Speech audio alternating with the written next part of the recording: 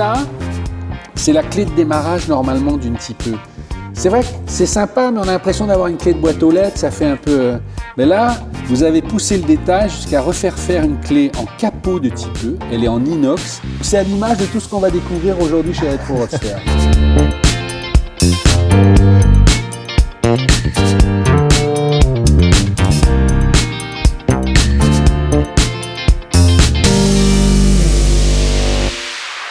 On est chez toi, au milieu de Retro Roadster, au milieu de plein de Type E. Toi, tu as monté cette boîte il y a quoi, 15, 20 ans? 25 ans. Et ton objectif, c'était de dire, je vais faire des Type E sur mesure. Sur mesure, soit à l'origine, soit complètement personnalisé et modifié selon les souhaits du client. Pourquoi la Type E plus que, je sais pas, une 911 que toi, comment c'est venu C'est vrai qu'il y a beaucoup de voitures qui sont très belles, mais je trouve que la Type E en particulier arrive à réunir l'esthétisme et la performance dans un objet roulant et c'est déjà pas mal. Dès le départ, tu t'es dit, je vais améliorer? C'était un souhait que j'ai eu dès le départ, c'est de restaurer en améliorant la voiture. On n'a pas tout de suite commencé avec la Type E, on a fait beaucoup de Jaguar dès le départ. Beaucoup de Mark II, beaucoup de XK. Au fil du temps, je me suis spécialisé dans la Type E parce que c'est une voiture qui donne particulièrement de satisfaction quand elle est bien réglée et bien faite. Récemment, j'ai interviewé un propriétaire de Jaguar XK qui a des 140, des 150, il a tout restauré lui-même. Il dit, il n'y en a pas deux construites pareilles. C'est vrai aussi sur les Type E? C'est vrai aussi sur les Type E. Quand on regarde les livres, les archives un peu Jaguar, on voit qu'il y avait deux personnes qui travaillaient surtout sur la carrosserie. Donc, il y avait quelqu'un à gauche, quelqu'un à droite. On a trouvé des voitures où à gauche c'est brasé, à droite c'est soudé. Chacun faisait un peu ce qui lui semblait plus facile à faire et plus rapide. Ils étaient payés à la pièce. Donc, il n'y en a pas deux tout à fait pareils. Quand tu te rends compte qu'il y a deux côtés différents, tu vas respecter l'origine. Dans l'ensemble, on essaie quand même de respecter ce qui a été fait, sauf si c'est pas correctement fait. Là, on remplace ou on répare. C'est quoi la base d'une restauration? Toi qui les connais par cœur, qu'est-ce que vous savez qu'il faut regarder tout de suite et sur lesquelles il faut pas, les choses sur lesquelles il ne faut pas transiger, tu vois? La partie la plus difficile à cerner dès le départ, c'est la carrosserie, parce que ça peut cacher beaucoup de défauts. On commence toujours par démonter la voiture, à faire un décapage complet. Après tout le reste, j'ai envie de dire, tout ce qui est mécanique, on peut gérer, même s'il y a des problèmes, des casses, etc. Ça se répare, ça se remplace, c'est relativement simple pour nous. Toutes les pièces qu'on voit, ça c'est des pièces que vous avez refait ou c'est des pièces que vous avez juste nettoyées, polies? Jusqu'où vous allez quand on est sur de la restauration? Alors, les pièces qu'on voit ici, ce sont ces pièces d'origine. Ce sont ces triangles d'origine qui ont été décapés, microbiés, traités en surface, identiques à la sortie d'usine. Tout ce qui est pièces un peu d'usure, par exemple les barres de torsion, les amortisseurs, on les remplace. Tu es sûr que ça sortait comme ça aussi nickel, quoi, là? Franchement, on a l'impression que vous pourriez le mettre dans un salon tellement c'est... Pour être parfaitement honnête, c'était pas aussi propre que ça. On est d'accord, on est d'accord. Nous, on passe beaucoup de temps sur les détails. On bichonne la voiture en la restaurant. Les exigences des propriétaires aujourd'hui sont un tout petit peu plus élevées qu'il y a 20 ans. Justement, qu'est-ce que toi, tu proposes comme amélioration? Quels sont le upgrading que vous faites? La plupart des gens vont souhaiter d'avoir un refroidissement qui est correct, un freinage qui est correct, un allumage qui est fiable. Et ça, c'est un tout petit peu la base, on va dire, de quasiment toutes les restaurations qu'on fait. Mais ça veut dire que tu mets un radiateur plus grand, tu mets des freins plus grands, C'est ça, on met un radiateur en aluminium avec un ventilateur performant. Le moteur, on le décape chimiquement, on enlève toute la corrosion intérieure avant de remonter. Donc, ce qui permet à l'eau de circuler proprement, enlever le calcaire et la rouille qui se forme à l'intérieur. On s'occupe de la partie électrique, qui est le point faible globalement de ces voitures, qu'on essaie d'améliorer, notamment l'allumage, un allumage électronique. Le freinage, qui est l'autre aspect qui s'avère très vite une faiblesse par rapport à la circulation d'aujourd'hui. On a des étriers qui sont un peu plus performantes. Quand tu mets des freins plus grands, parce que ce n'est pas des freins qui existaient à l'époque, tu les testes, tu t'achètes des choses sur étagère, vous fabriquez? On peut réutiliser certaines pièces qui s'est trouvées sur des modèles plus récents de Jaguar. Ouais. Et puis on fait aussi refabriquer certaines pièces un peu à l'identique, mais par exemple pour les freins arrière, on fabrique des pistons en aluminium avec un cylindre en aluminium et un piston en inox qui est beaucoup plus fiable. On a aussi mis une direction électrique, direction assistée qui permet à garer la voiture avec beaucoup plus de facilité. Oui, parce qu'il n'y avait jamais eu de direction assistée, en tout cas sur les premières séries. Jamais. Ouais. Qu'est-ce qui est le plus dur sur une restauration comme ça? Tu découvres des spécificités à chaque fois, ou est-ce qu'aujourd'hui, entre guillemets, tu les fais les yeux fermés avec tes équipes? C'est différent sur chaque voiture de décortiquer ce qui a été rajouté pour revenir un peu à l'origine et préserver ce qui a été préservé. Sur celle-ci, on a préservé cette petite panneau qui garde à la fois sa couleur d'origine pour la postérité. C'était une voiture en Carmen Red. Et ça, c'est le marquage fait au crayon par la personne qui l'a monté avec le numéro du châssis de la voiture. Alors ça, ce qui est sympa, c'est qu'en fait, c'est vraiment pour le propriétaire, parce qu'après, il y aura une plaque, on ne le saura jamais, mais lui, il sait que derrière, il y a la main de John, je ne sais pas quoi, qui a écrit Exactement, il le sait, il apprécie ce petit détail autant que nous. Tu dirais que la clientèle a changé? Effectivement, la clientèle a changé, surtout en ce qui concerne les attentes. Que ça démarre parfaitement, que ça freine. Qu'il y ait la clim. Il y a la clim. D'ailleurs, on a installé une clim sur cette voiture aussi. Aussi des exigences dans la finition de la voiture. Et ça, les clients le voient et ils sont prêts à le payer. Ils le voient et ils le demandent, oui. Voilà. C'est combien de temps, ça, de travail, par exemple? Parce que...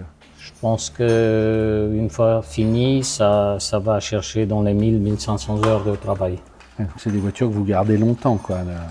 Oui, une restauration, normalement, ça prend entre 1 an et demi et 2 ans. Ah ouais. Il faut être patient, quoi. Il faut être patient. Il faut la mériter. C'est ça. Comment les Anglais voient ton travail? Parce qu'on sait c'est leur reine à eux. On a eu quelques contacts avec des Anglais. Ils ont trouvé nos voitures à la fois très abouties et très belles. Cornelius, je voulais qu'on s'attarde maintenant sur cette Type E qui réunit un peu toutes les améliorations qu'on peut avoir. C'est Grégoire qui va nous la présenter un peu en détail. Salut Grégoire. Bon. Ça va bien? Ça va. Tu as fait ta formation au CNVA. C'est ça. Si je me trompe. Moi j'ai fait le CNVA il y a un peu plus de 5 ans maintenant, début 2020. Je ne sais pas par quoi on peut commencer. Peut-être l'une des choses les plus courantes, c'est de les passer en injection déjà.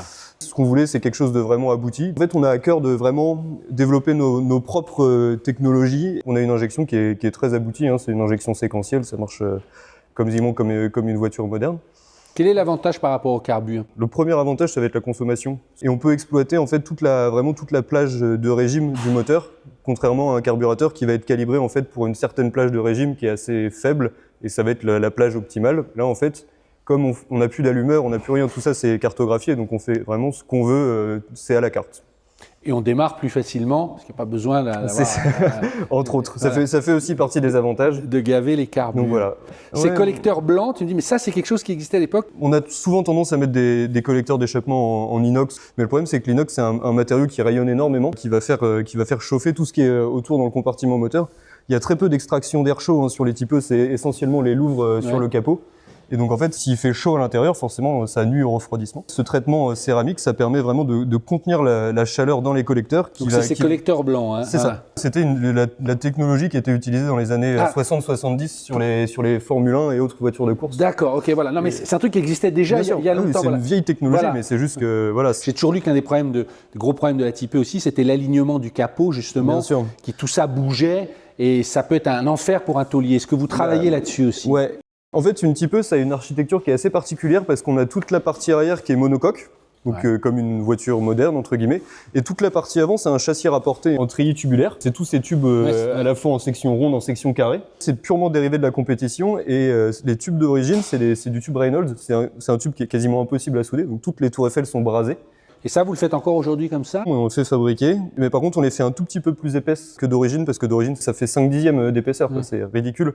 C'est à la fois solide et fragile. Dans 95% des cas, on remplace les tours Eiffel dès qu'on restaure une voiture. Ça fait partie de notre savoir-faire, notre expertise, parce qu'il y en a plein des tours Eiffel sur le marché neuves qui existent, mais il y a oui, c'est des voitures qu'on peut acheter en kit presque maintenant. Ça. Elles sont tellement... Mais entre une tour Eiffel lambda et les tours Eiffel que nous on monte, il y a un monde. Tu me disais, ces jantes, elles n'ont jamais existé. Ça, tu me disais, au départ, c'est des jantes de Lancia. C'était une monte de jantes Borani pour des Lancia. Ouais. D'origine, les roues des Type E sont assez étroites et plutôt rentrées à l'intérieur, en fait. Donc là, on a des jantes qui ont un peu plus de déport. On est en 7 pouces. Donc on a des pneus en 205. Ça nous permet d'avoir asseoir un peu mieux la voiture. J'ai l'impression que ça vient d'une Aston DB7, je me Exactement. trompe ou pas? C'est ça, j'ai l'œil. Ça, c'est l'œil du spécialiste. Et en fait, nous, comme on a enlevé les pare-chocs, on voulait intégrer un peu à l'idée des voitures de course d'époque qui souvent avaient des longues portées intégrées dans le capot. C'est un peu le génie de Corneliu d'avoir réussi à intégrer ça dans le capot de la Type E. Si j'ai envie de le mettre sur ma Jaguar, vous le faites ou là, Bien c'est sûr. vraiment pour le Ça, démonstrateur? Ça, disons que c'est des options un peu plus exclusives qui sont dans le cadre d'une voiture qui est un peu une signature de notre atelier. Au niveau de tout ce qui est mécanique, on peut faire une voiture qui est parfaitement standard avec une injection, une voiture qui est parfaitement standard juste avec un refroidissement amélioré. Tout notre savoir-faire mécanique, il est vraiment à la carte. Si un client veut pas de boîte 5 vitesses, on lui met pas de boîte 5 vitesses. S'il en veut une, on lui en met une. Et on sait très bien refaire les boîtes de vitesse Jaguar d'époque, il n'y a pas de problème.